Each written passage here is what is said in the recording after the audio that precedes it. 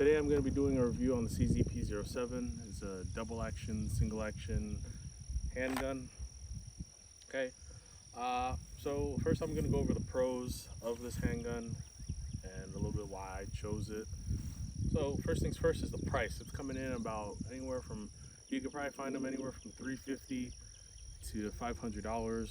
That's pretty affordable for a handgun of this capacity.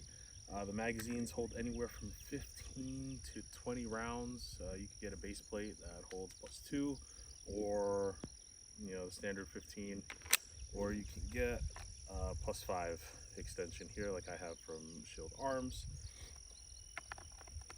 I paid about $1,000 for mine because at the time when I got it, this was back in 2019. No, this was back in 2018, 2019. I was living in California and I had to go through a lot of hoops in order to get this and be able to carry it. But you can definitely find yours a lot cheaper than that. This one's pretty much going to stay with me forever. Another pro would be the comfort. Okay, the grip angle is pretty comfortable. The handgun itself is pretty comfortable to hold and maneuver. Drop that. Yeah, I mean, I don't really have anything, like there's nothing that I can really say about the comfort level. I've had these Talon grips on here since I got it, and they haven't shown any sign of peeling off or coming off. People typically say you have to replace them every so many years, but I mean, I've had mine over here for now 6 years or whatever. Another pro is that it's double single action. So with that being said, is that there are 2 actions to this handgun, right? So you have, when the hammer is up, the trigger press is going to be very long. There's going to be a long take up to the wall and then it'll break. But then when the single action, you only have that one action, you get to the wall, break. Okay, so typically that's for better. I mean, personally for me, I think that it's cool, like if you're going to carry and then if you ever do need to take that take that shot, you have a second to think when it's in that carry mode, is the double action mode,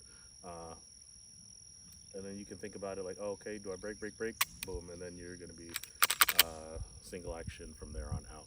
Another pro is going to be the low bore axis. So the slide actually sits inside of the frame. So what this means is that there's going to be a lower reciprocating mass up top, so that's going to be less felt recoil, allowing for faster follow-up shots. Okay. Cons, this gun does not come optic ready in any of its capacities. There's a tactical variant and then the normal variant, and they don't come optics ready. You do have to send them off. You have to send your slide off to get it cut. I got mine cut by JagerWorks. The owner over there is a very good guy. Any issues I had, he had me squared away relatively quickly.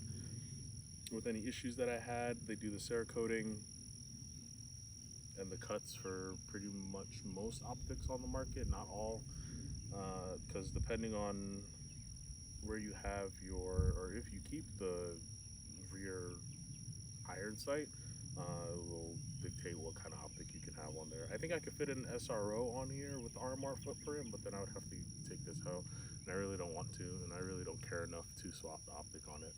I think the RMR is great. The RMR works. Red dots are the future. Okay. Another con would be the fact that the magazines are kind of hard to come by. If you're looking for them right now online, you'll probably have a hard time finding them. They don't, they're not in stock all the time. They're pretty much out of stock a majority of the time that I go to look.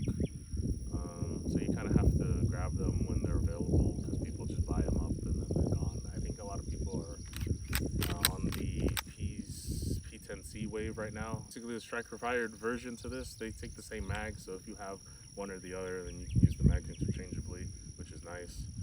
It's like having a Glock 45 or 17, 19, whatever.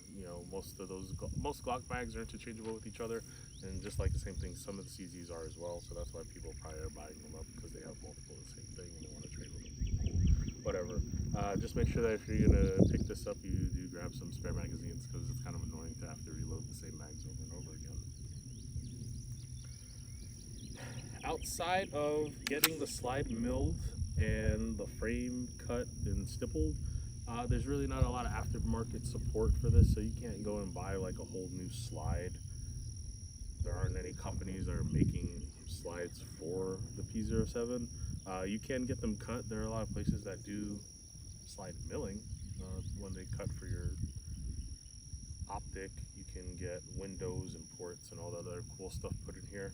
But as for like, aftermarket frames or anything like that, there's none of that. There's only really the Cajun Gunworks trigger that you can do. And me personally, I haven't done it because I don't necessarily see the need for it, or I haven't felt to, but I've been on the fence. I don't know if I will do it or not. I might, just to see.